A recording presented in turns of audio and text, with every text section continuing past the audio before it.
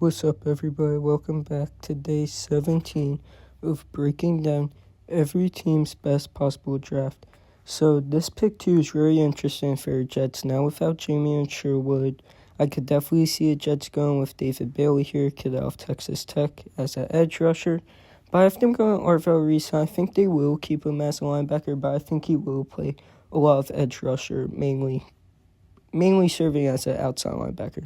They have them going with Peter Woods, even though they got T'Vondre Sweat, which in my opinion was a very good deal for them.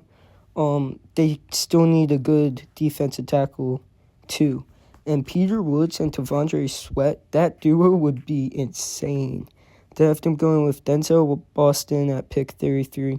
To me, he is still a first-round pick. He's still a first-round talent player. He's been falling in a lot of people's mocks for some reason lately.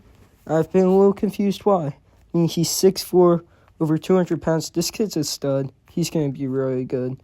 They have him going with Zion Young, an edge rusher. So that, to me, he is the fourth best edge rusher in this class. Yes, I know that's a lot of talk, but he had a fantastic combine.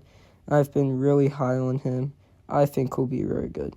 Then I have them going with Damon Claiborne, another kid who had a fantastic combine. He was amazing at the combine. To me, he had one of the best running back performances at the combine. Then I have VJ Payne, and this guy, you're going to guess it. He had a great combine. But this is also definitely a position of need for Jets at that safety core. He's from Kansas State, but VJ Payne, to me, he was probably fourth best in his position at the combine performance-wise. Then I have to go with Tyron Montgomery, who I'm not a huge fan of, but he showed out at the Senior Bowl, so he'll just be kind of a depth piece. Then I have them going with Luke Altmaier and Matthew Hibner, both who I'm really high on. Luke Altmaier I've been super high on. I think he's super good, and he had a good combine to kind of prove it.